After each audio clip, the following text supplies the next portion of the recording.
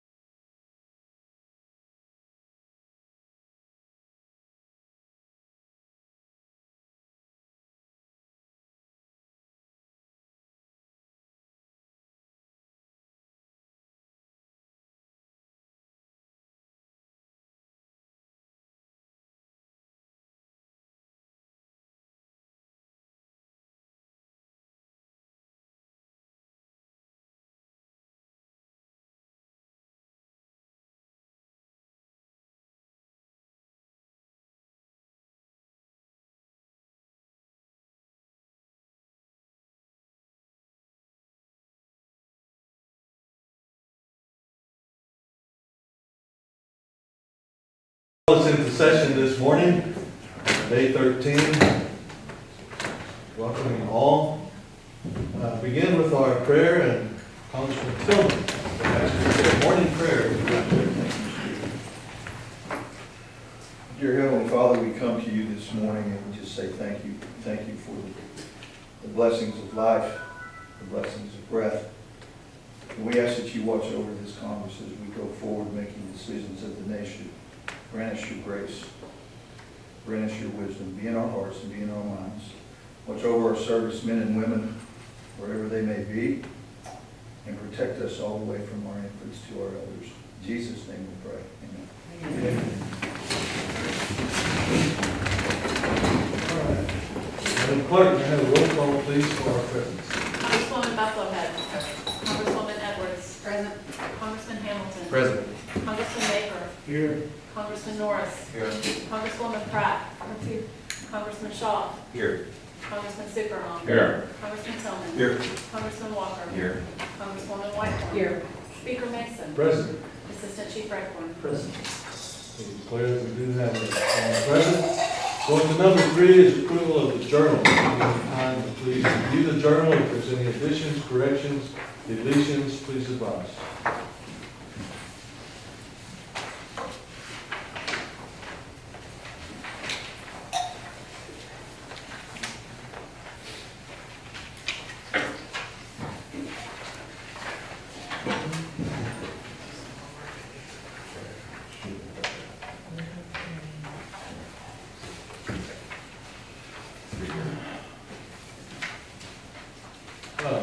Congressman Walker. I'm finding typo, very first word of the journal.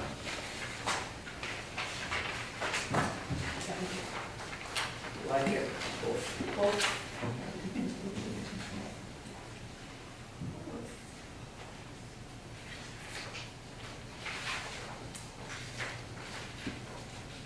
Speaker, Congresswoman Whitehorn. page 2, motion to approve the journal has a vote of 12 yeas. We only have 11 in the room. Okay, thank you.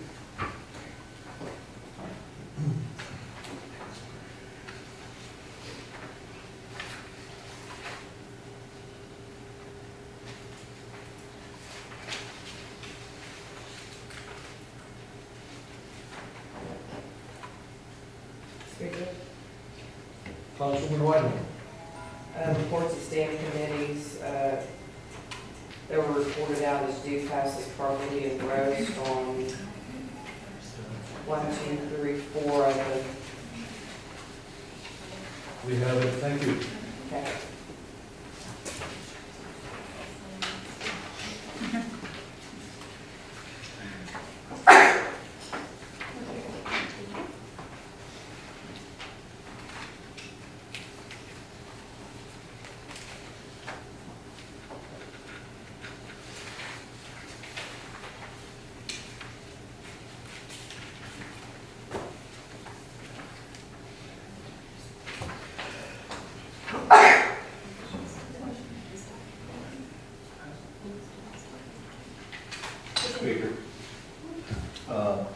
Fourth General Order, Day 2.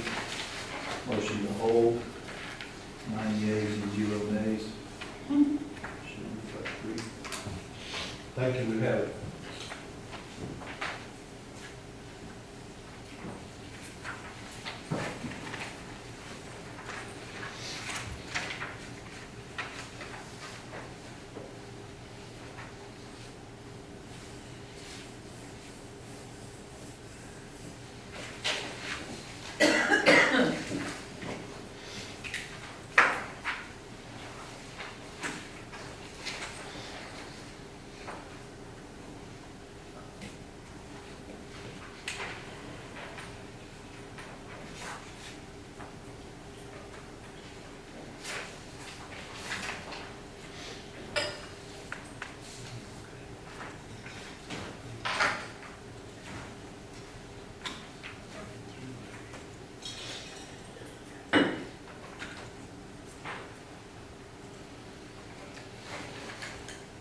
Congressman Whitehall.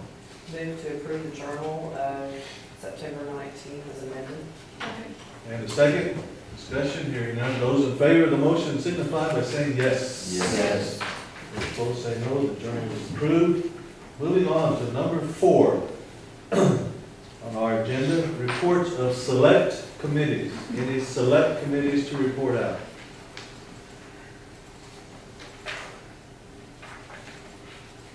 Seeing none.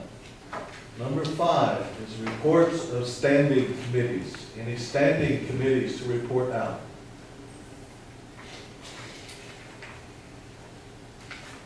Hearing none. Number 6, introductions of bills and resolutions. Are there any bills or resolutions to acknowledge at this time?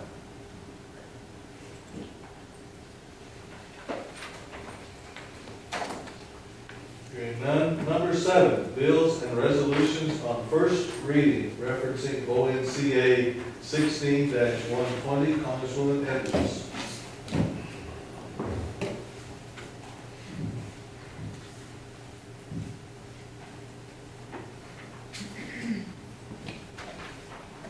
Reading in 16-120, an act to require the legislature to fix and authorize the salary and expense allowance for elected officials, executive staff appointees, exempt appointed officials, and appointed employees, and to establish an alternate effective date. This bill is just setting up the framework for how Congress goes about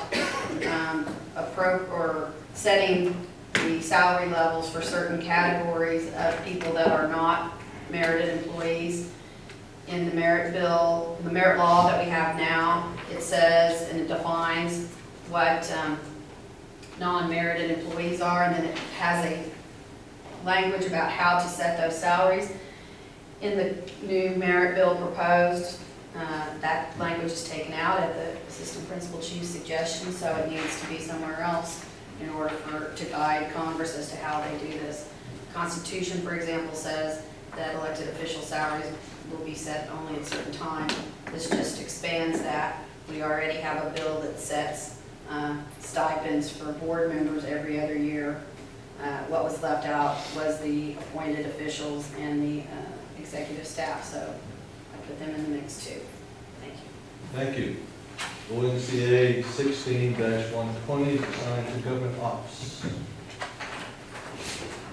Moving on to number 8, General Order Day 1, second reading, ONCA 1699. Congresswoman Edwards. I think that heading changed after it came out of committee, did it not? Maybe, is it still, what was the number, you changed it? It did. It's 5.6, right? Yeah. ONCA 1699 is an act to authorize and appropriate $5,600,000 to the health benefit plan from fiscal year 2017 revenue and to establish an alternate effective date. Thank you.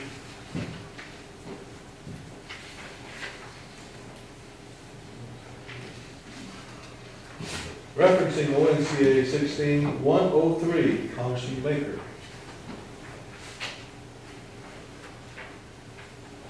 Good you, Mr. Speaker, Member of Congress, Assistant Chief, and those present. Reading in LMCA 16-103, an act to authorize and appropriate $1,250,000 to the Treasury for debt service payment on campus master plan loan and to establish an alternate effective date. Thank you. Referencing now ONCA 16-110. Congressman Shaw. Mr. Speaker, members of Congress, Assistant Chief, ONCA 16110, an act to amend ONCA 1582 to provide a supplemental appropriation of grant funds to the Division of Land, Commerce, and Public Safety for fiscal year 2016 in the amount of $100,000 and to establish an alternate effective date. This act, if I may take just a quarter of a minute, seeks to appropriate money from over-collected program funds in 2016, so therefore does not affect tribal revenue. And the amount is intended to pay a utility bill that was engendered by that division. So it's really an appropriation to take from over-collected program revenue an amount to pay a utility bill owed by the nation. Thank you. Referencing ONCR 16-37, Congressman Supanoff. Reading in ONCR 1637, a resolution declaring congressional consent approval of the Osage Nation Gaming Enterprises Board's annual plan of operation for fiscal year 2017. Okay, please continue. ONCR 1639, a resolution declaring congressional consent and approval of the Boost and Ranch LLC Board's annual plan of operation for fiscal year 2017. Thank you. Moving on to number 8, general order, day 3, amendments. Voted on in the order received.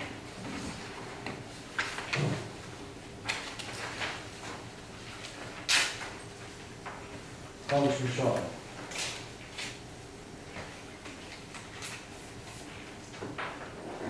Particularly wait till you reference the bill. Okay. I'm referencing ONCA 1698, an act to authorize and appropriate $8 million is authorized to be appropriated to the Osage Nation Education Scholarship Fund out of the general fund in the Treasury to carry out the purposes of the Osage Nation Higher Education Scholarship Fund, which is sponsored by Congressman Edwards. You have an amendment that you have in front of you, recognizing Congressman Shaw. Mr. Speaker, I move to amend the amendment by striking the term $7,500,000 and inserting $7 million. Second.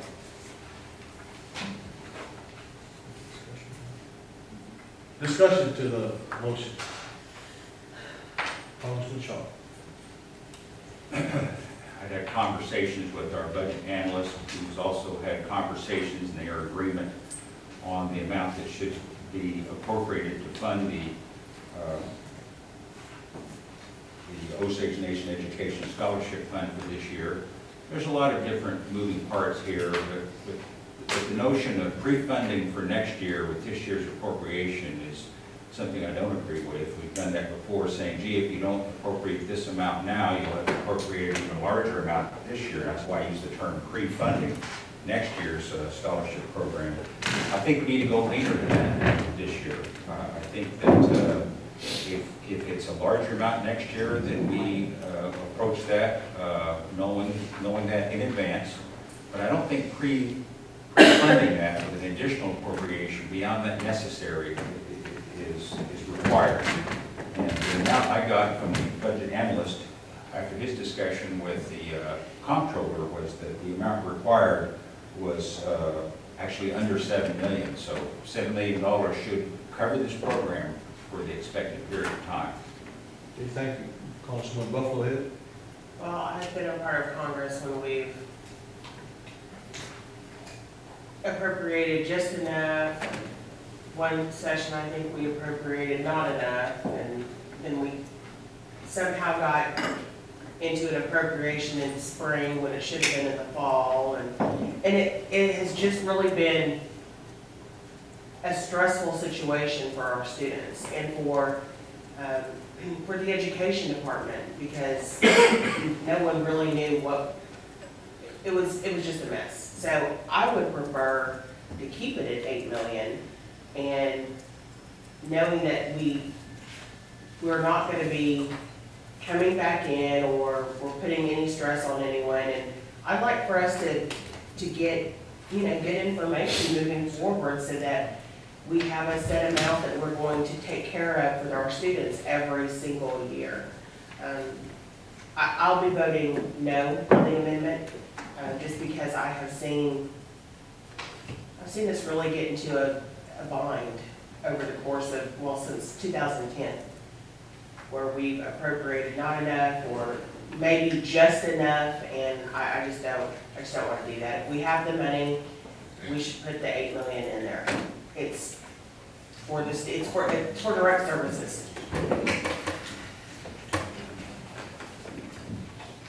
Okay, going to recognize Congressman Walker, and Congresswoman Edwards, and then Congresswoman White. Well, I'm looking at a worksheet that I have sent to the clerk. I received it not long ago, and I sent it to the clerk to send to all members. It's a worksheet that was provided to me by the comptroller, and it's a result of what I would consider work that our budget analyst and him have consulted and worked on together. And that worksheet shows a projected need, which includes the carryover amount, including the fall, spring, summer, fall of 2017, the field of study internships, and the administrative fee to be $6,727,654. So even with Congressman Shaw's amendment to the amendment to reduce to $7 million, there's still $273,000 over appropriated to the fund based on their estimates. I would point out that there were two differing amounts based on discussion I had both with the comptroller and our budget analyst. Comptroller's number was closer to 6.2 based on historical data and looking forward, doing this off of memory, so it may not be entirely accurate. But there's also, historically, there's been 81% of the scholarships awarded to those that have submitted their application. So kind of a best guess estimate on those that have already submitted their application, what that's going to be at the end. It also considers that 81% of the applications, 81% of those that submitted an application being awarded. Again, that's almost $250,000 over appropriated based on their numbers. Again, the comptroller's number based on historical data was around 6.2. Our budget analyst side was closer to 6.7. Comment was made to me that the number was somewhere between 6.7 and potentially 6.9 on a higher estimate. So it's still, I don't agree with the stress of the students and any sort of probability of needing to come back if we appropriate $7 million. That's still appropriating almost a quarter or over $250,000 than what's projected by those that project. Thank you. Congresswoman Edwards. Well, first I'll say, it seems that some in this Congress are getting in a very bad habit of not attending the committee meetings where the legislation is discussed, and should have all the stakeholders at the meeting to openly discuss in public these numbers, debate them, and come up with something. Now, this is the second time I've heard that I'm having a private meeting with the comptroller and the treasurer and the budget analyst, and they say, and that's called hearsay, because nobody else here has the opportunity to talk to them and say, okay, now wait a minute, what assumptions are you making? Where are you getting that information? all of that's extremely appropriate in a committee meeting where you've got the people there to talk about the bill. I would argue that it's not proper for different Congress members to then go have private meetings and show up here, make some amendment and say, I'm doing this because so-and-so said. So I don't know what they talked about, and I don't know if they made the same considerations that we did in committee. Namely, did they take into account the information that was given to us by Scholarship America, who were there at the meeting and were telling us there's some unknowns in how this is going to play out right now because we haven't done all our awarding yet, and we have till September 30th to do that awarding. Second, we've gotten totally away from the purpose of these funds. We funded the scholarship, the health benefit, we funded those in great amounts several years ago with the hope that they would be able to generate, and we included in the language of the fund, that they would generate interest, and that interest would continue to go into the fund, and that money would be available to spend for scholarships.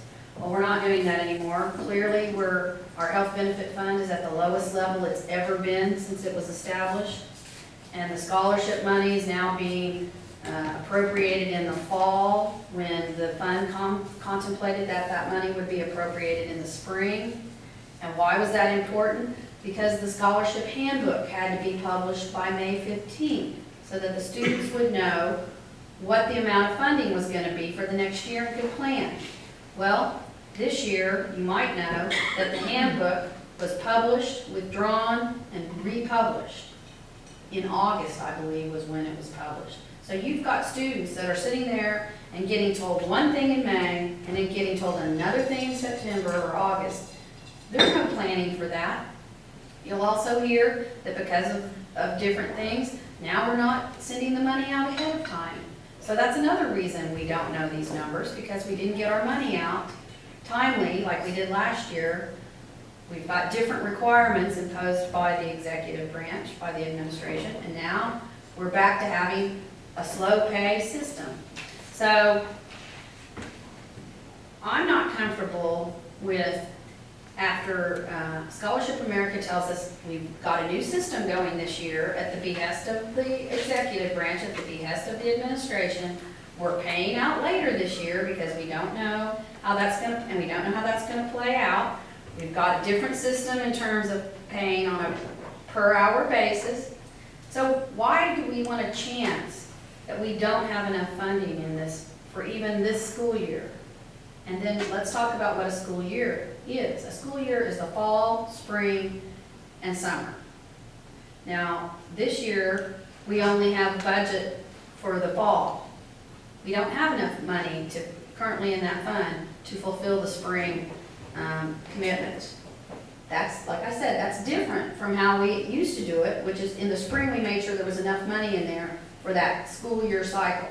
Now, we're doing it because apparently we don't have enough money to fund it the way we used to, which is disturbing to me, and it might be to others. But be that as it may, then to just have this whittle away, and then go look at some of the initiatives that you see that's going to take that money. Tell me that that benefits students. Tell me that that benefits all the members of the Osage Nation versus what we've got here. So I would encourage us to continue to prioritize the higher ed scholarships, the health benefit. Thank you.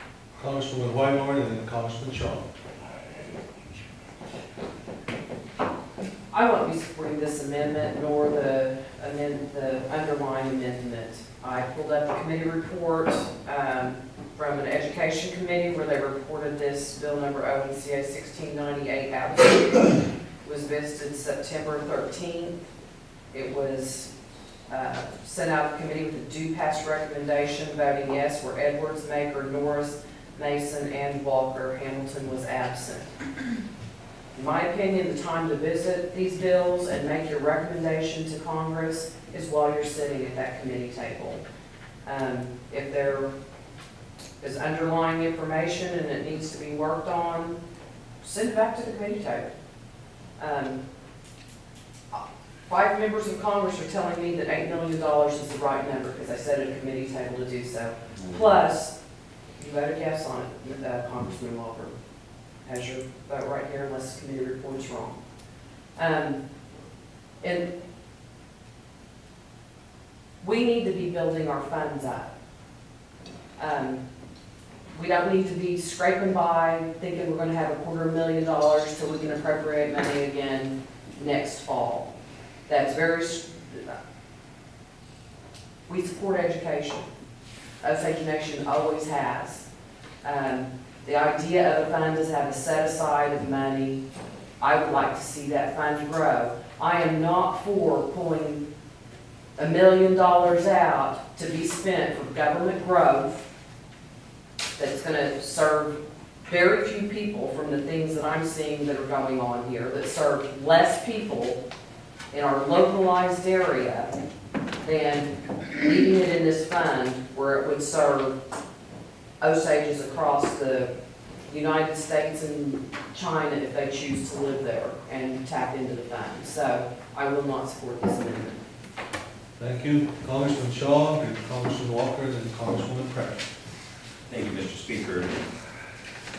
I respect the committee process, but I also respect the entire process with which the Congress considers bills, particularly appropriation bills. In our process, we set aside a time called second reading where we can propose amendments, perhaps based on new information that wasn't present at the time of the committee meeting, perhaps a refiguring or a refinement of previous figures. And to use that information to lean on to make legitimate amendments to an amount that came out of committee is not out of order. It's in keeping with our congressional rules. And that new information that comes up doesn't require it to be sent back to committee necessarily. I realize that may be a philosophical difference, but I don't believe it requires going back to the committee for it to be legitimately considered. As far as prioritizing, we're prioritizing funding the benefit. If it's not overfunded, that doesn't mean we're scraping by. It doesn't mean that we're cutting a benefit. It doesn't mean that the scholarships are not accounted for or going to be paid for. So I think that's a misportrayal of the effect of the amendment. So again, a cut to this proposed $8 million, now supposed to be $7 million, is not a cut to the scholarship benefit. It's a cut to the appropriation that is for administration of the scholarship fund.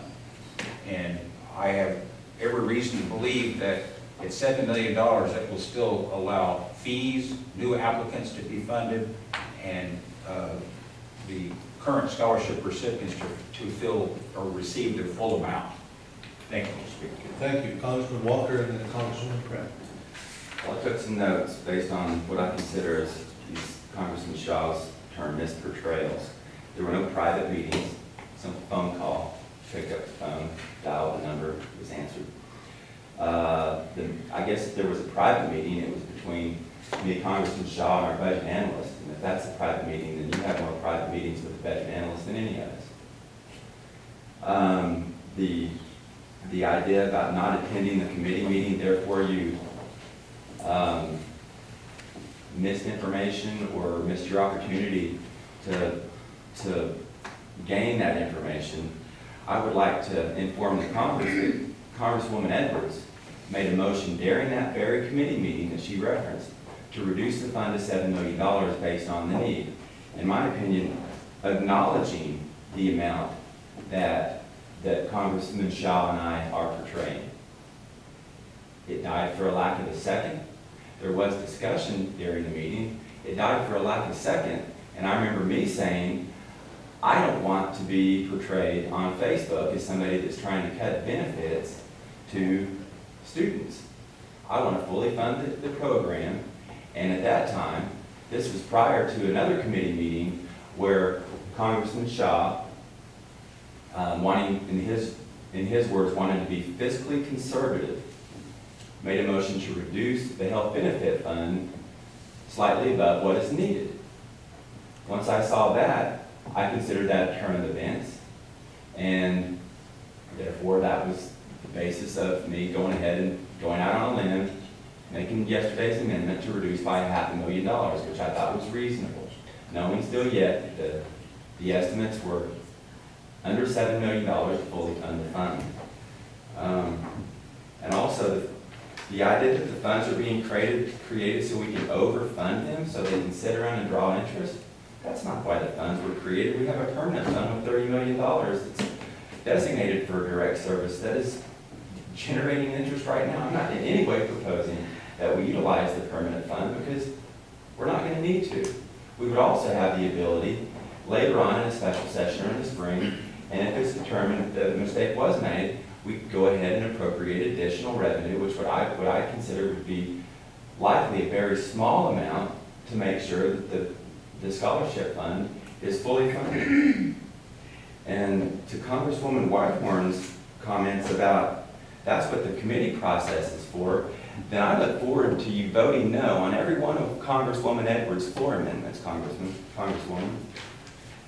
And the idea that we're going to over-appropriate $1 million to the fund so we can limit or prohibit government growth, I don't see it that way at all. I see that $1 million as an opportunity for us to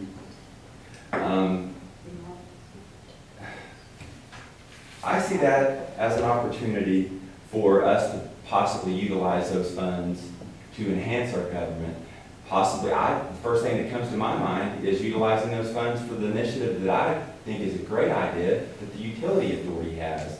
And that's starting to get into the broadband business. So those are my thoughts. I would encourage you to consider it. The numbers are true and accurate. There's no smoke and mirrors involved with this. If we want to take a recess and look at it, the clerk has it. I didn't get it till late this morning, and anyway, I encourage you to vote yes for this amendment. Thank you. Congresswoman Pratt. So I agree with probably a lot that's been said on both sides, but I would be for taking a recess or even sending it back to committee because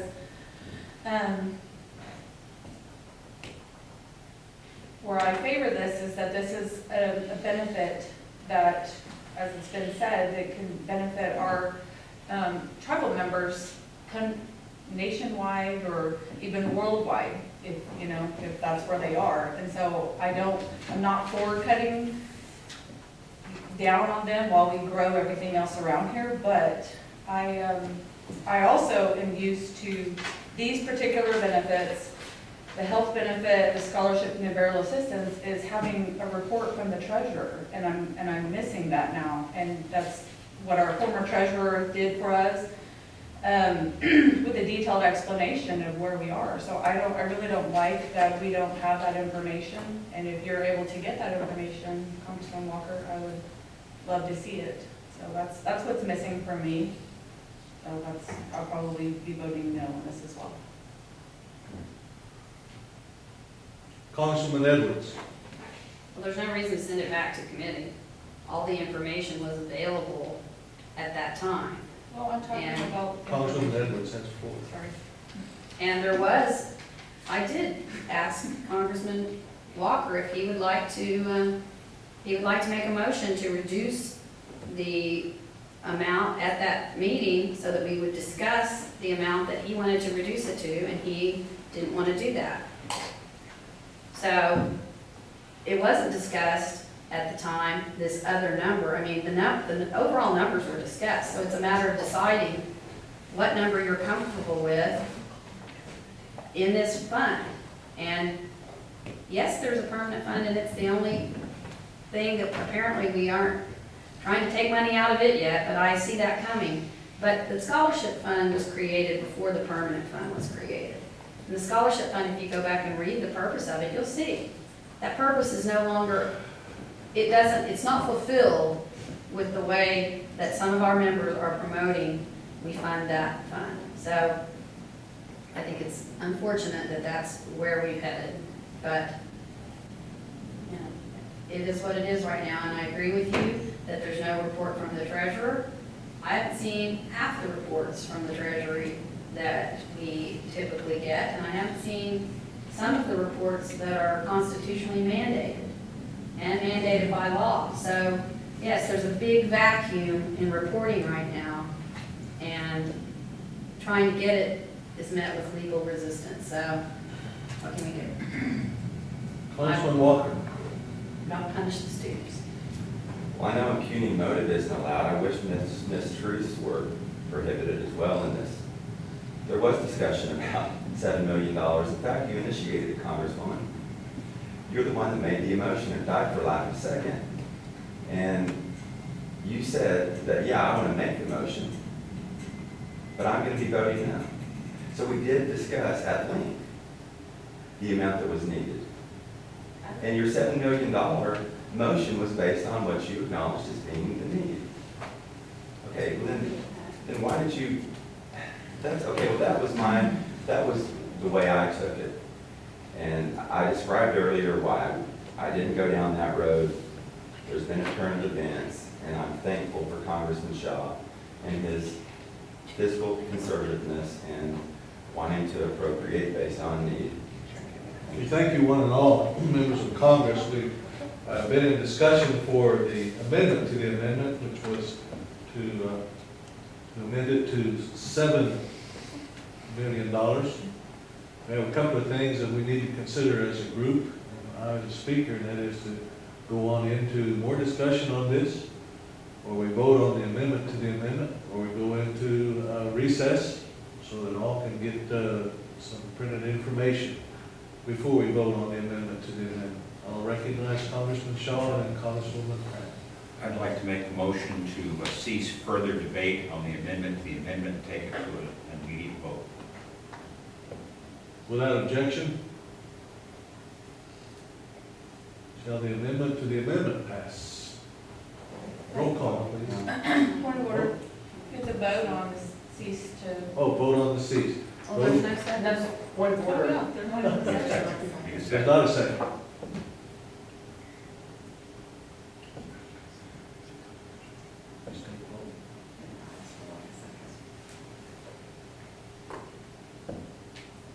Motion dies for lack of second. Acknowledging Congresswoman Pratt. Can I just ask Congressman Evers, I don't recall that happening in committee. I know it was in and out, but did you? I was the chair of the committee. Okay, one moment, please. This is And regards the to the question amendment is to the Congress- amendment, $7 million amendment to the amendment. Yes. Did. Congresswoman Edwards, would you like to respond? I was the chair of the committee and suggested that if that was what the body or any member wanted to do, that I would entertain that motion. And I was the chair, so I couldn't make the motion. Didn't get made, didn't happen, but certainly there were numbers, the numbers were at the table that we had at the time, which I can't imagine how they would have changed from now, from that meeting until now. So the debate was there. I'm not belaying Congressman Walker's amendment. What I don't like is somehow suggesting that we didn't have all the information that was available to us at that time. Now there's quote new information. There's no new information. It was all right there. So to say, well, I've created another document that I want to show you, to me, that document should have been either presented in the committee or in the days thereafter, not, I don't even have it yet, I don't think, so. I don't know why you wait until right now to want to talk to us about information you have. Thank you. If there's no other discussion regarding the motion, the amendment to the amendment, Congressman Walker. I would just point out, our budget analyst agrees that $6,727,654 is a reasonable estimate for the projected need to fully fund a higher education scholarship. And that's based on, Okay, thank you. Congresswoman Evans. you make that statement. I never heard the budget analyst say anything like that. So that's my point. He could have come to the meeting and talked to us about it. If he believed that, he certainly could have come to the meeting and told us, but that didn't happen. So we're left with what you say he said, which would never be admitted in a court of law. Congressman Walker and then Congressman Norris. Well, it's either true or I'm lying. That's what he said this morning to Congressman Shaw and I. And we're not talking about dozens of thousands of dollars. We're talking about hundreds of thousands of dollars. I think to consider trying to get all of the information you can, even after the committee process has taken place, I see you do that all of the time, Congresswoman. Thank you, Congressman Norris. I sat on that committee, and I also, well, I do remember the motion being made to reduce it to $7 million, and it dying for lack of a second. And if we were going to consider it $7 million, I think we would have done it in committee. So, thank you. Thank you. Congressman Pratt.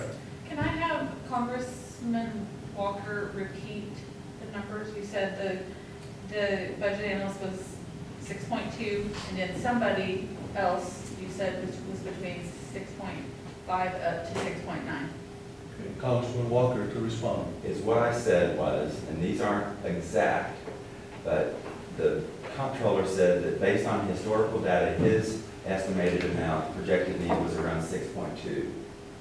The budget analyst was more around 6.7. And the 6.9 was just a range that the comptroller said, feel like the need is basically somewhere between 6.2 and 6.9. And the number that was agreed upon, or that I have, is $6,727,000. Thank you. Congresswoman Edwards. I don't see how you can look at historical data when the amounts of the scholarships have changed over time. So to say historical data indicates that this is what was spent during that year will have no impact on a scholarship that's changed in funding. We're getting into a debate across the board here, and I'm going to go ahead and close the debate. Let's get into it. We've had a discussion, we've heard many things. We have an amendment to the amendment that we as a body need to vote on, and that amendment to the amendment is changing the amendment from 7.5 to $7 million. That's what we're voting on. If you're in favor of that, of course, you know what to do. If you're not in favor of it, say it, because we still have an amendment to vote on.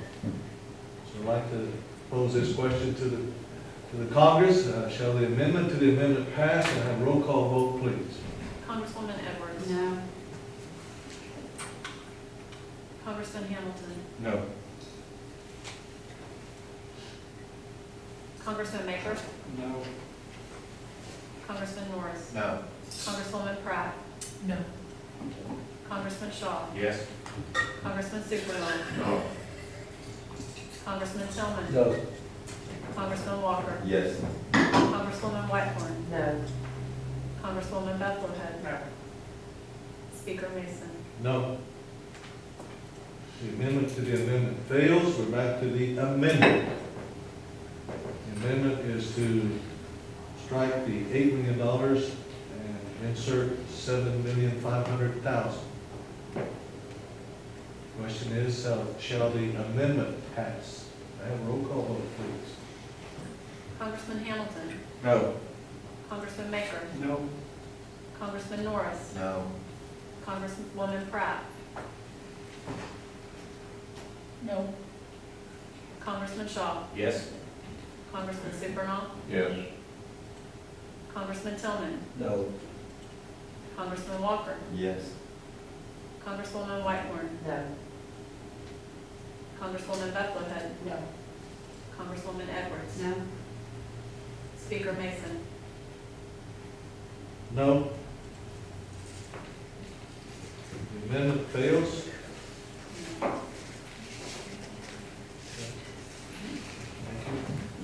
Moving on to number 9 on our agenda is motions and our notices. Before we get into that, I as a speaker and a medical appointment, I'm going to excuse myself and ask second speaker, Mr. Hamilton, to take the chair. Thank you.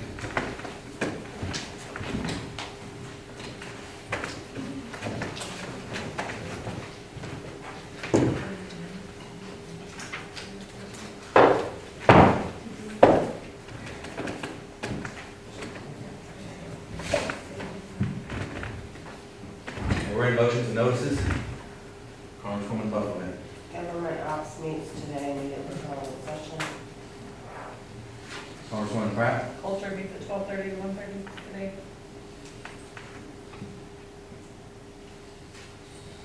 Congresswoman Edwards. Education Committee 133. Congressman Walker. Health and Social Services Committee meets today from 3:15 to 4:30. Congressman Shaw. There's an appropriations meeting today that's not on the agenda, 4:30 to 6.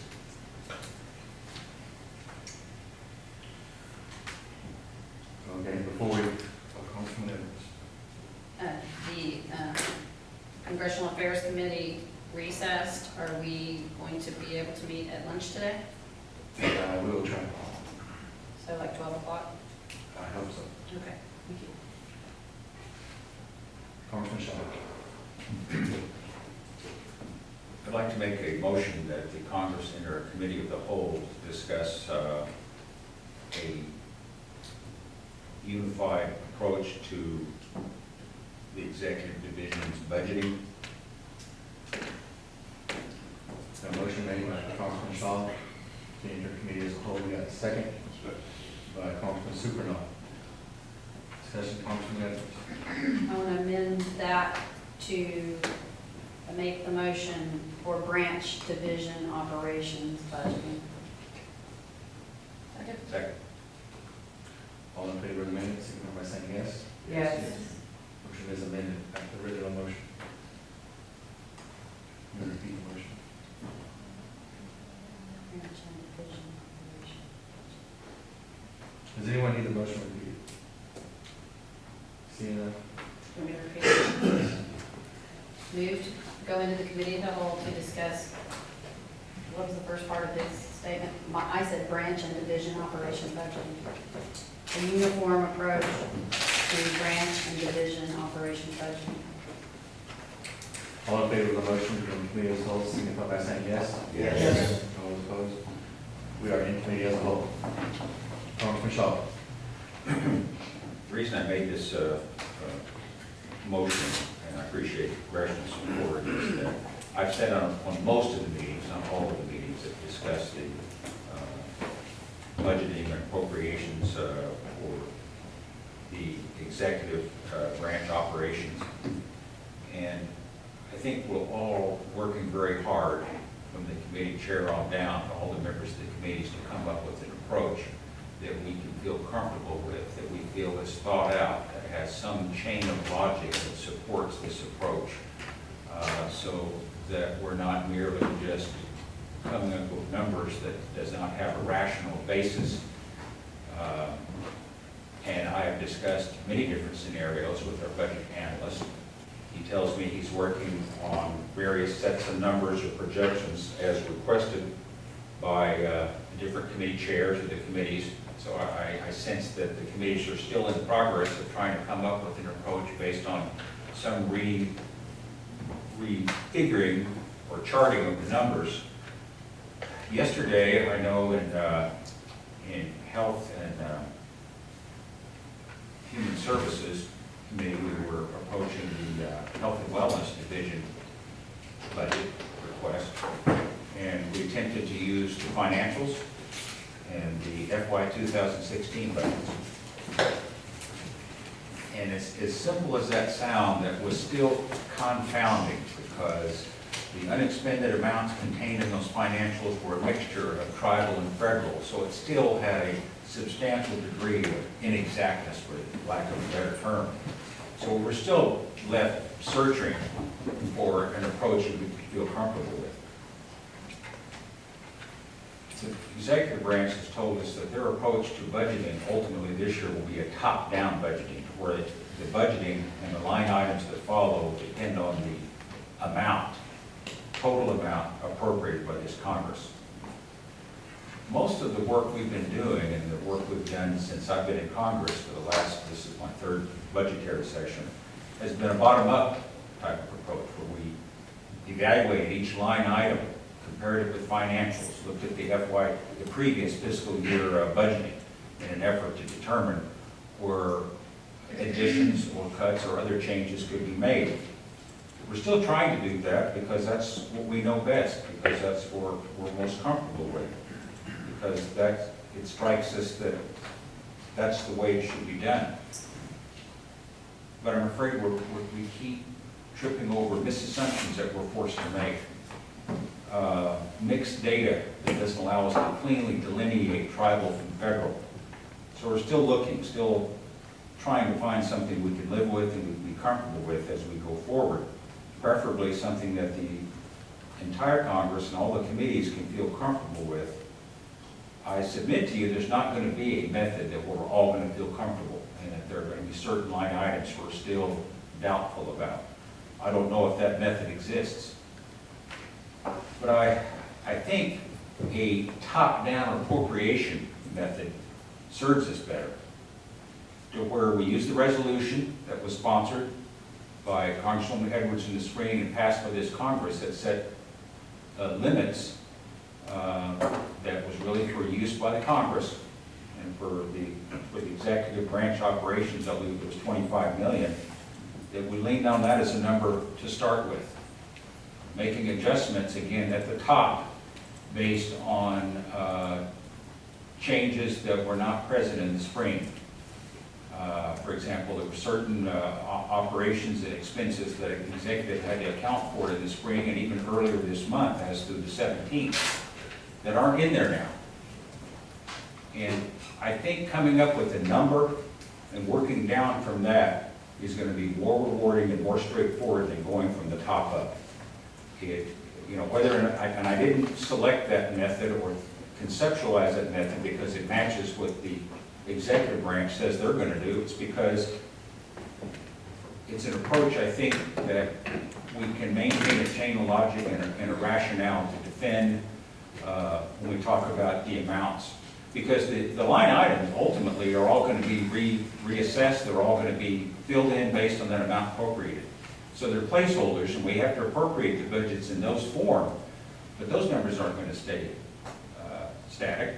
They're going to be moved around, and we know that. It's still hard for us to abandon the approach that we're comfortable with all these years. And I've only been in there 3 years, and there's others that have been there anywhere from 6 to 10 years.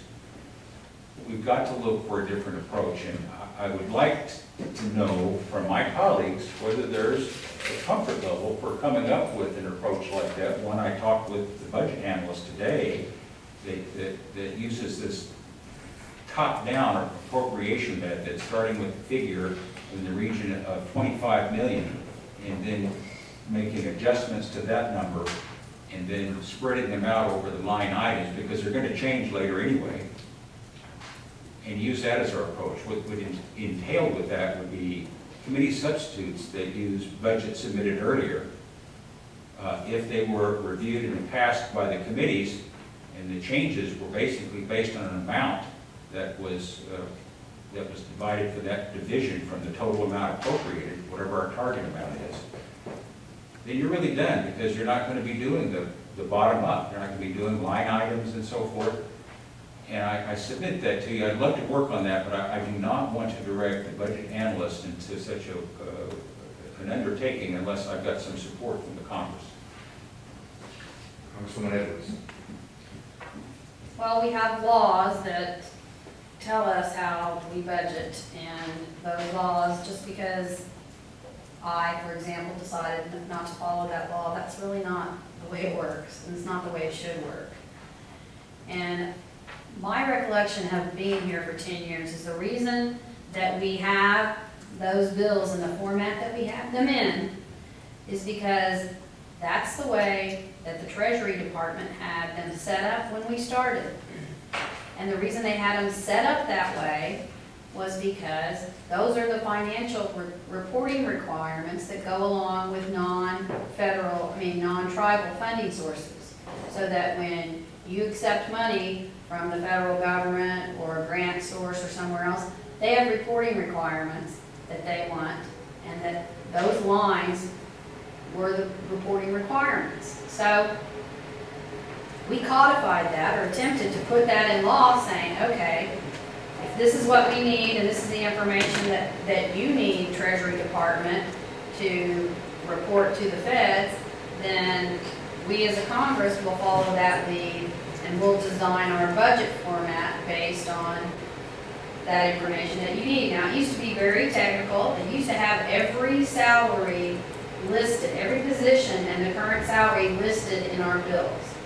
That bill passed and was made law. So back 5 years ago, you could have gone and looked in our laws and seen the position and the current salary. As I indicated, that was a model that was given to us when we started. So it was suggested that we budget by division, and we have acquiesced with that, and that was to allow for flexibility in spending when there were unforeseen, as I recall, circumstances that you might need to utilize that money for.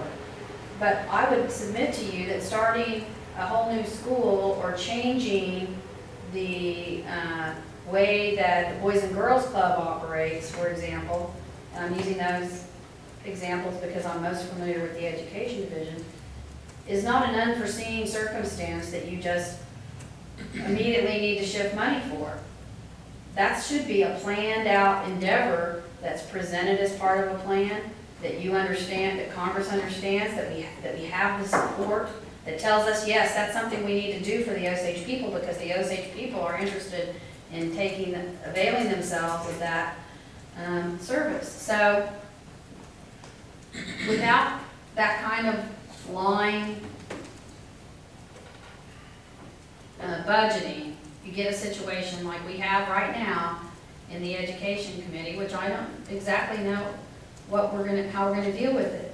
But we know, as a fact, that there was $250,000 in wages that was not spent in the Education Division this fiscal year.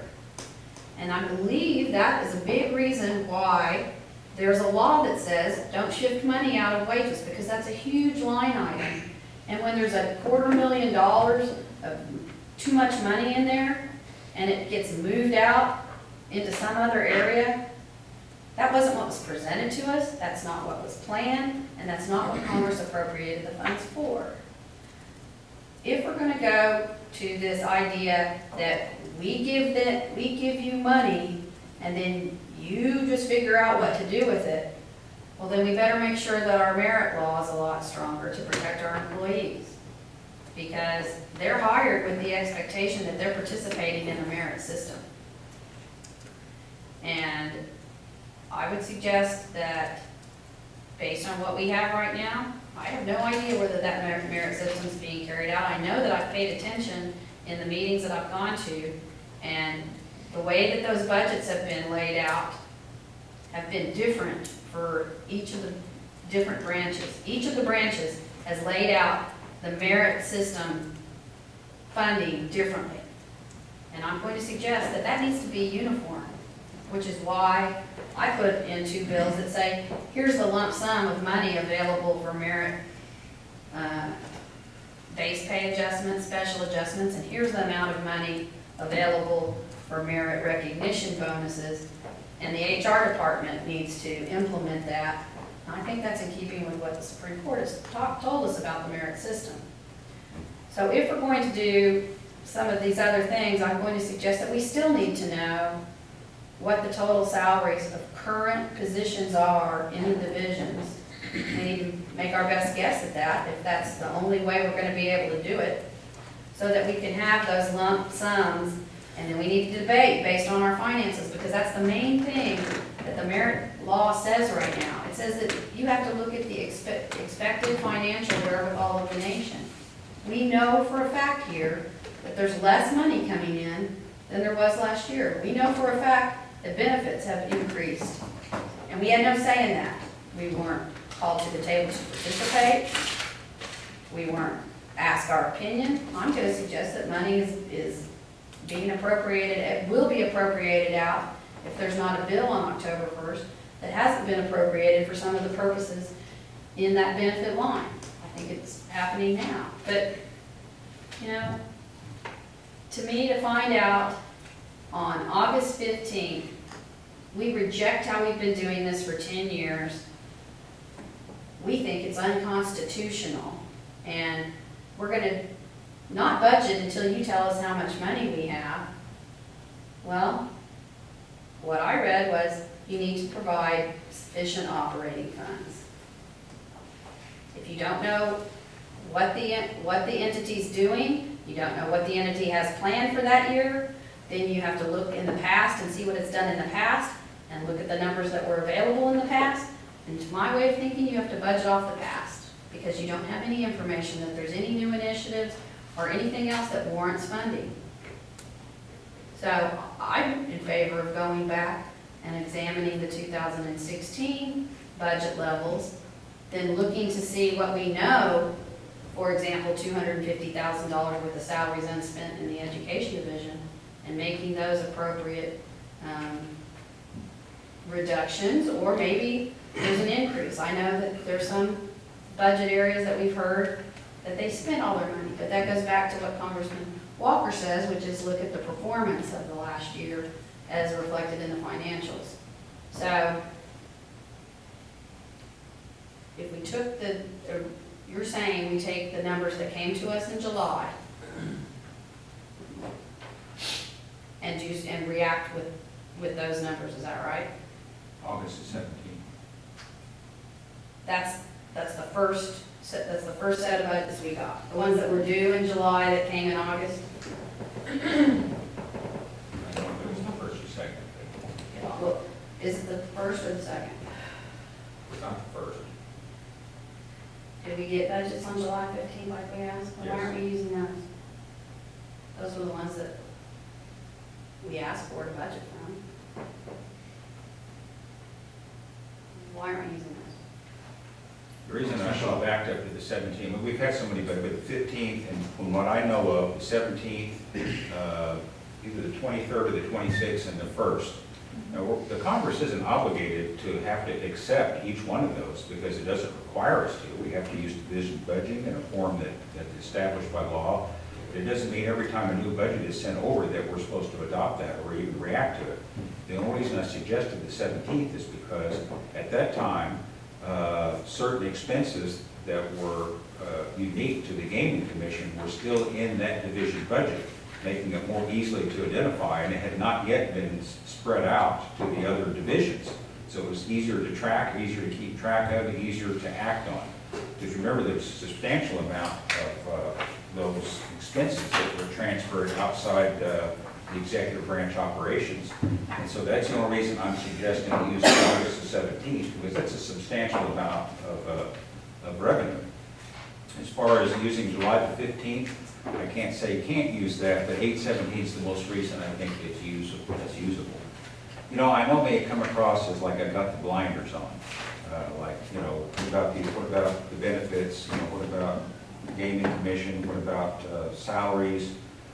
And they all have merit, all those considerations. I'm not saying it's unimportant, we should just skip that. But I'm also very aware that we're still looking for a method that's not going to take another 4 to 6 weeks to get where we'd like to be, perhaps with no better level of comfort than we would have if we used a different method. I'm not saying we don't use the budget template and still budget by divisions. I don't mean to say that, although I've heard at least one of my colleagues suggest we give one amount, but I think he's realized that we've got to use budgeting by divisions by law. This is the third week of Congress, and we're still, I perceive that we're still not on a good black and white track to be able to move appropriation legislation forward. And so in the interest of doing that, that's why I'm coming up with this. And to a certain degree, if we're going to use this approach, it would require a little bit of letting go over those specific line item considerations in favor of a top-down appropriation. Congresswoman Edwards and Congressman Walker. Can we ask the budget analyst to come up and discuss the difference between the July 15th budgets, which were mandated in the resolution request, and the August 17th budgets? Mr. Potts, question that's been asked of you. You take this. Thank you, Mr. Speaker.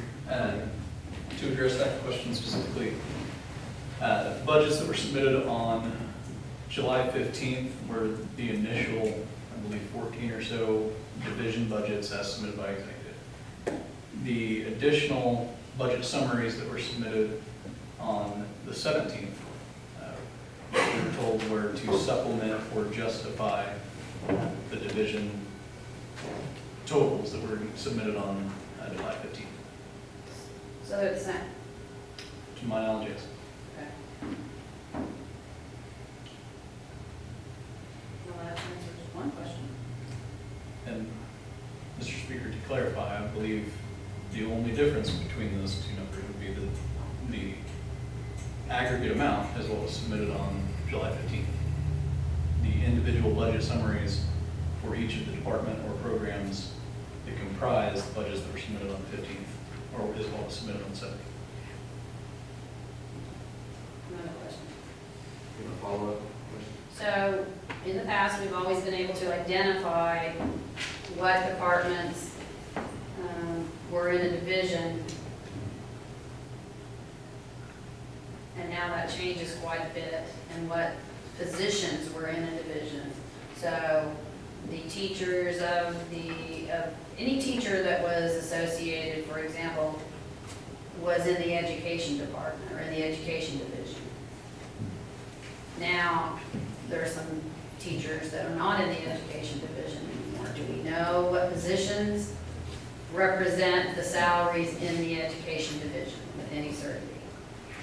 I believe with some certainty the positions that we paid for out of the education division would comprise that. As far as the total number of positions, I don't have that information. So you have information on what those salaries are? I would pull that from the budget submission. So all I would have is the total of what was submitted by executive.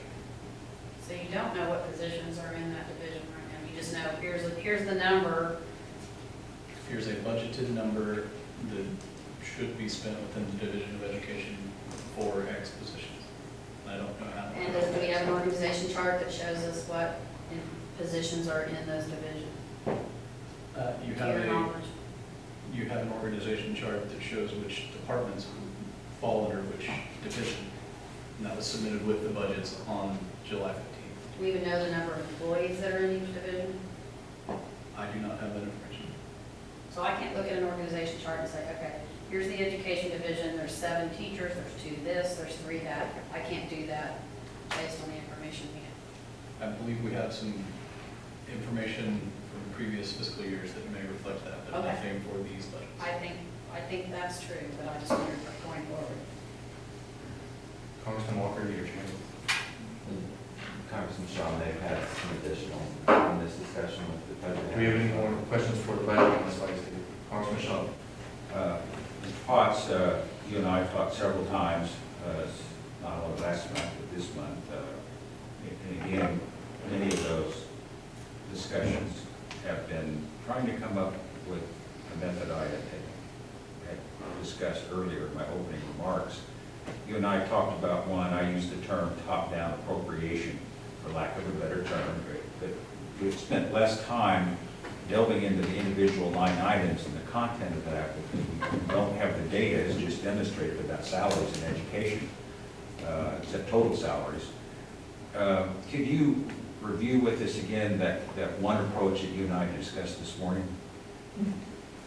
Mr. Speaker, the approach you're speaking of would be the understanding that the totals derived on July 15th are a portion or a percentage of the request.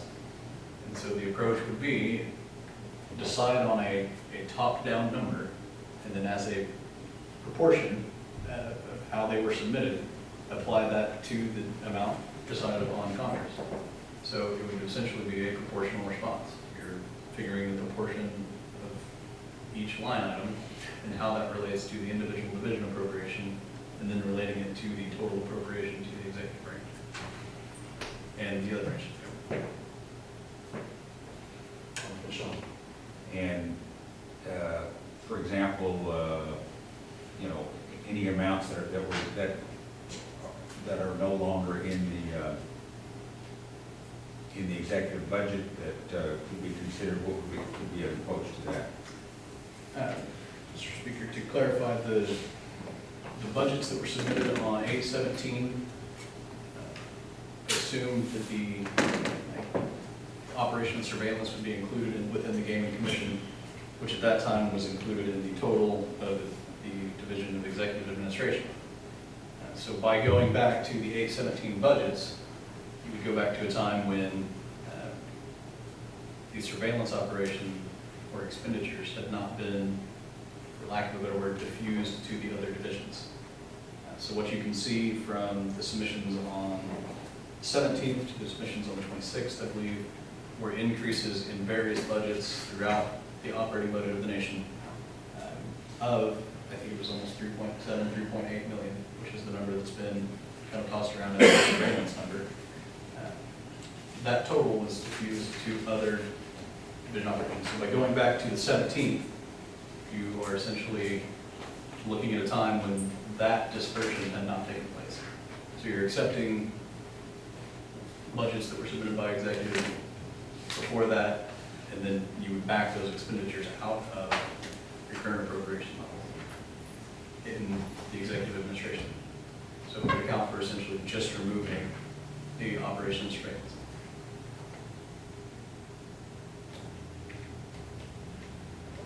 Thank you, Mr. Potts. Any more questions for him before he takes off? Congressman No, Pratt? not for him, I'm sorry. Congressman Walker? I support this idea that Congressman Shaw is proposing for something similar. And the idea that we have the ability to say yes to that, no to this, and so on and so forth is true only by the amount that we appropriate in sum or total. I think that's why it's important for us to consider looking at the financials, looking at the program plans, which have not been very helpful to me thus far. But I think it's important, that's what we have the ability to do, is appropriate a total amount to the divisions for the executive branch to carry out programs and services, salaries, wages, and all of the line items that are in there. And the notion, the idea, I'm not saying anyone said this, I'll say it, the process that we've used in the past is not an exact science. We go through all of the financials, we go through the budgets, pages 2 and 3, we ask questions of program directors. That doesn't result in an exact science. In fact, we've seen in the past, we've said no to certain initiatives, and then we've seen those initiatives launched anyway by the executive branch utilizing the funding that they have. I think this is a change, and I support it. It's not going to be perfect, but what we did before wasn't perfect. And we need to get rolling. And plus the idea that once, say we win, and we get all that we've requested by the subpoenas, then what? Then is everything hunky-dory? Then we get to tell the executive branch yes to this and no to that? No, I agree that it helps us appropriate a dollar amount, but the executive branch still gets to use the dollar amount that we appropriate with. And the resolution that was passed in the spring had those associated dollar amounts in it. I don't see why we wouldn't go ahead and use those and apply those to those areas that were identified and put in the resolution. I think it's a good idea, and I think it would adequately give the executive branch the funding that they need to carry out programs and services that meet constitutionally mandated programs and initiatives and services to our people. I think it's a good idea. I support it, and I guess that's all I have to say at this point. Congresswoman Pratt? Well, I'm glad to see Congressman Shaw on board, because this is exactly what the budget analyst and I have been talking about since last week when the cultural committee asked me to get with the budget analyst. And I also, this is what we talked about in committee, trying to explain and propose. And I also pulled you in the office yesterday morning trying to ask this very thing, and you didn't think that everyone would get on board, or that we could force the rest of the committee members, committee chairs to get on board. So that was my question then, and I guess that's still the question now. And I've already stated this since last Friday, that I was prepared to go with the August 17th budgets, because that's what they asked for. And that's what they were prepared to live with for the next year, before the $4 million came into play. And I didn't feel like much planning went into where that $4 million went, since it took place in less than 2 weeks. So the question still stands, is are we going to adopt this as, I'm sure everybody needs time to kind of look at it more. Maybe we could all make sure that committee chairs set in on appropriations to discuss exactly how this is gonna work. But that was what I specifically said in culture yesterday or the day before, was that, we were going down this road, but it would be better if we weren't all going 5 or 6 different ways. So I think the end of this discussion should come out of whether committee chairs are gonna commit to it. So, but I do support it as well. And the budget analyst has been saying this and suggesting this to other committee members, but I guess there hasn't been much buy-in. But that's exactly the direction he was leading us, so. Congressman Shaw. Well, I guess I don't expect anyone to approve or agree to a document, plan, or approach that they can't see on paper. And we've talked in general terms here, trying to conceptualize what an approach would look like. I think the main thing that could derail such an approach will be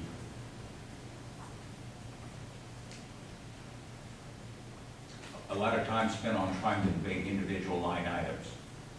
I've got colleagues here in this Congress that are very interested and very passionately involved about certain aspects of that. And this is not an attempt to disrespect their approach to that. But the approach I'm outlining doesn't, unless you have a way to incorporate it into the total, doesn't really allow us to spend much time on those line items, because we're looking at, this is an appropriation from the top down. So unless it has a substantial effect that's easily calculable and applied to that total amount. The 25 million was an upper limit. It wasn't the amount. As I recall, it was an upper limit. So it certainly wouldn't exceed 25 million, and we would like to see whether it is 25 million or it's less, or whatever amount it would be. We still have budgets. But we did, as a Congress, agree to set that as an upper limit in the spring. And so that is at least a number that we have voted on previously. What's changed since then? Well, one of the things that's changed has been a substantial amount that is no longer held in the Gaming Commission for surveillance. And so I feel like we should account for that. But if I could get a general consensus that the chairs and the committees would be interested in looking at a program and seriously considering it without agreeing to it in advance, then I would direct the budget analyst to move forward. Congresswoman Edwards. What's the amount of the how close to 25 million is the budget for the executive branch? We defer that to the budget analyst. Mr. Potts. Did you hear the question? Based on the July 15th submission with the August 17th. Thank you, Mr. Speaker. And to address the question, I don't have that number.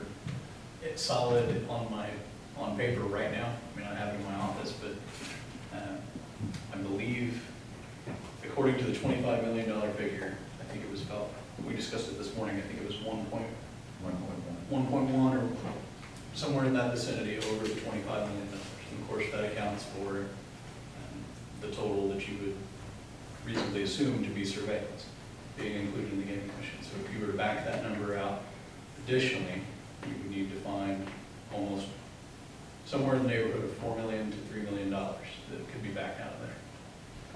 Can be backed out of what?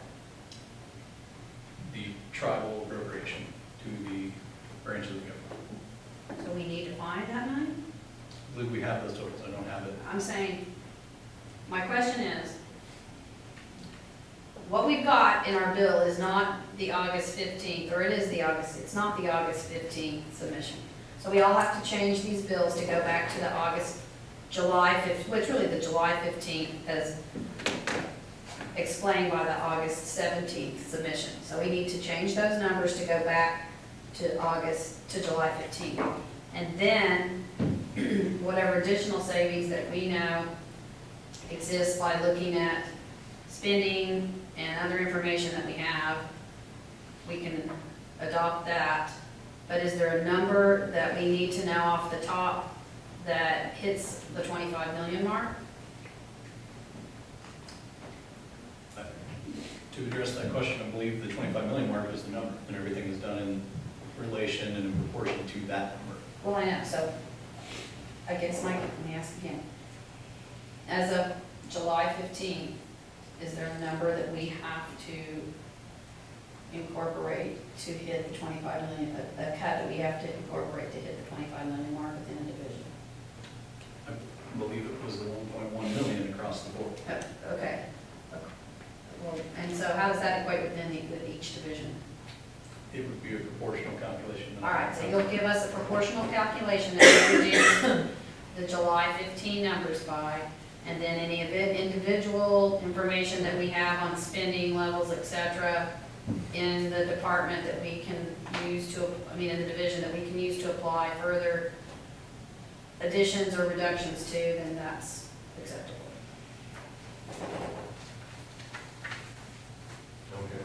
Okay. Congressman Whiteman? Well, I have two questions about, because you referenced ONCR 1624 is what you're wanting to use as a standard for this process? Is that, am I understanding that correct? Yes. Okay. So if we are indeed going to use that as a standard, because it was a congressional resolution, just an for our body, I would submit that we stick to the whole resolution, Sure. because there's an amount set out for our branch of government, there's an amount set out for the judicial branch of government, and there's also an amount set out for the executive branch of government. So if we're going to apply it, I think we ought to equally apply it. I also have a question for the budget analyst and want to know if that $1.4 million figure was in consideration of all of the outlying budgets that weren't in the division bill, because that would include the Office of the Attorney General, Osage News. That $25 million total by this resolution encompasses those budgets also. So we're either going to use it or we're going to make up our own method right now of what we're going to do. So that's just my take on it. To address that question specifically, the 25 million figure, I believe when it was written and put into the resolution, included the executive branch boards and commissions, Right. as they've been commonly referred to, and the Attorney General's office. Right. So yes, those two would be included in the calculation that I would come up with for the executive branch totals. Okay. Of course, the legislative branch and judicial branch would be separate from that as outlined by the resolution. And I do believe that the Osage News was in a division. Is it in a division bill now? I believe it was last year. It was last year in governmental operations. So I'm just pointing that there's some technicalities that if we're going to do this, we need to do it in whole and not in part. To further speak to that question, as far as in whole, similar to what Congressman Edwards had just stated, if there are any additions or cuts to supplement moving back to that point, members of Congress are still certainly able to do that. As far as walking back the work that's already been done on the judicial branch budget, you have substantial support documentation to get that bill to where it's currently. So it's up to the chair of appropriations on what information is put back in this bill as part of the rework. I'll certainly take direction from the chair of appropriations.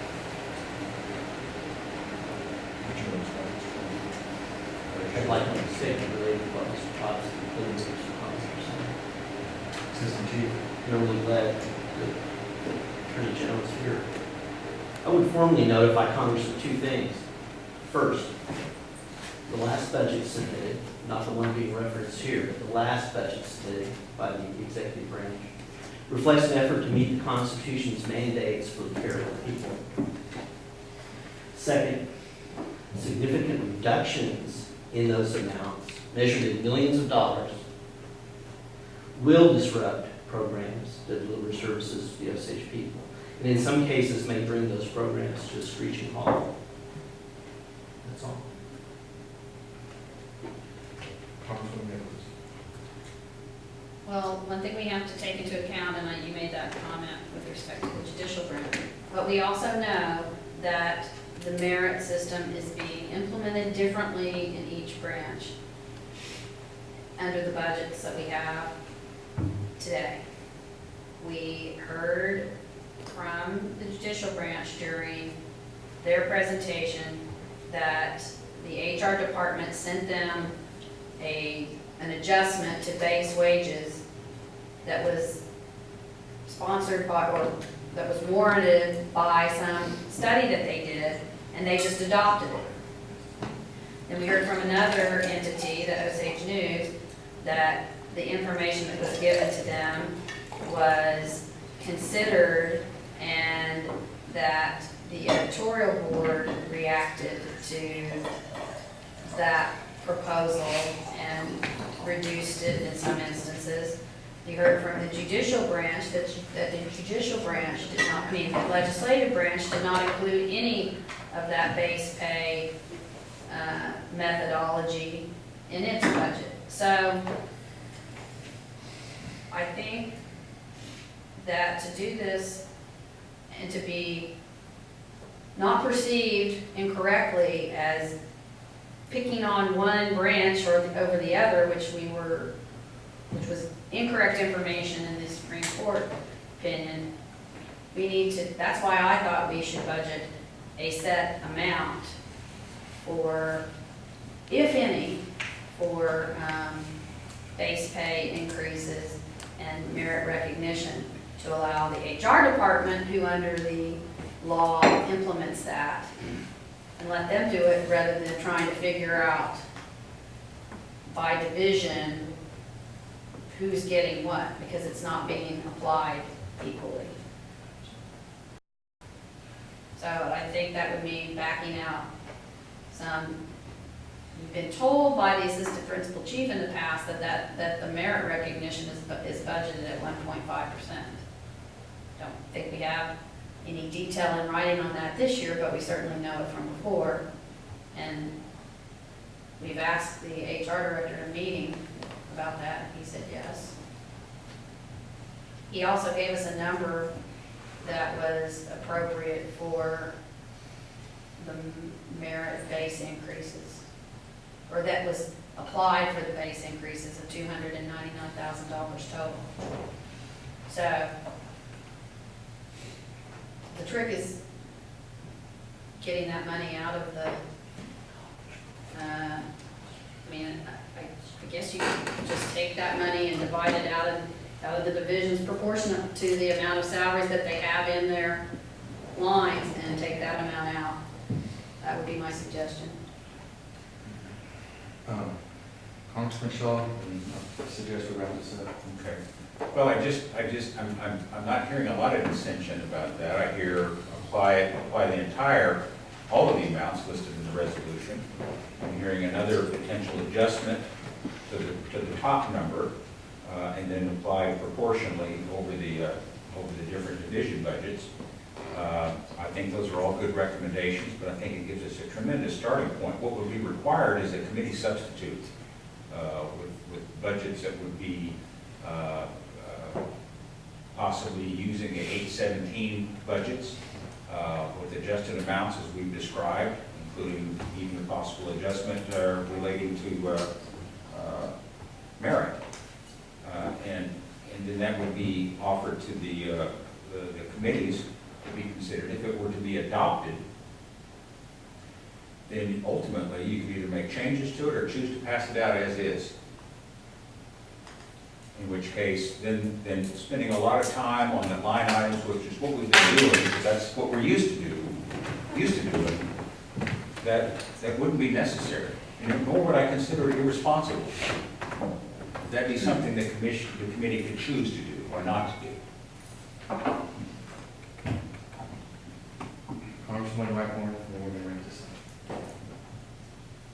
Well, I realize that we're gonna have to get to some numbers to put into some budgets, but I do have to go on the record that executive branch to not give this body any comprehensive data at all when they administrate the executive offices, such as how many positions a division would be funding, and the rate of pay of those positions.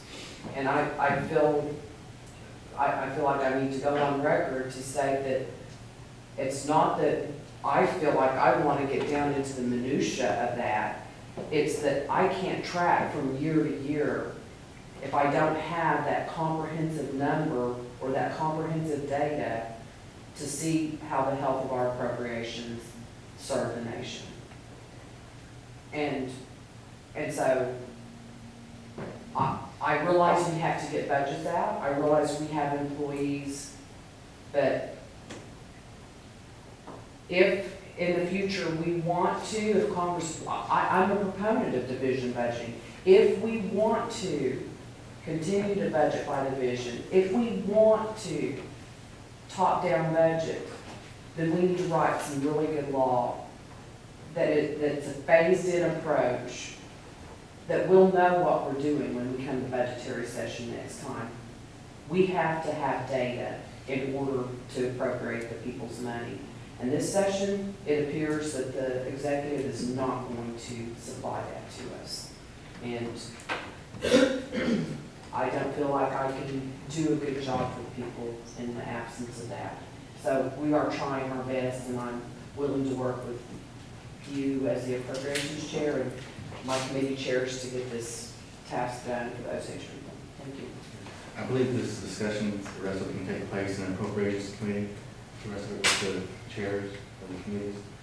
So right now, I would Move entertain to a come motion. out of committee as a whole. Second. All in favor, say yes. Yes. We're out of committee as a whole. We're still on motions and notices. I move Congresswoman Edwards. to request the budget analyst prepare a committee substitute bill for each committee containing July 15th and August 17th, 2016 information, and making the following proportionate deductions: $299,000 for base pay adjustments and 1.5% of salaries for merit recognition. Second. We have a second discussion. Seeing none, all in favor, say yes.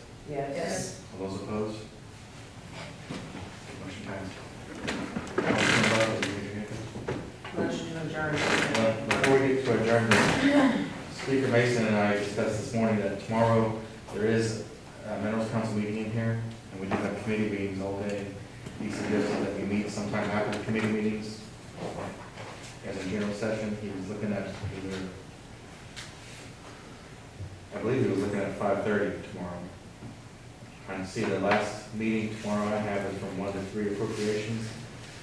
Congresswoman Whitmore. I'd suggest that our legislative load isn't heavy enough to miss a day of session. I would want to adjourn session until Thursday if the rest of the body would agree to that. I misspoke earlier. The last committee meeting tomorrow is held, which ends at what time? 4:45. 4:45 tomorrow. Like I said, he suggested we meet at 5:30 tomorrow. He doesn't want to miss a day. Throw it out there for the body. What's on? Congressman Edwards? There's one bill that could be on third reading tomorrow, That's what it looks like to me. and there has to be a time to actually engross, which is looking like 8 o'clock tonight. So theoretically, we could meet Thursday morning and not interrupt too much of our, although there are some bills on second reading that could be up for amendment tomorrow too. What does the Congress decide?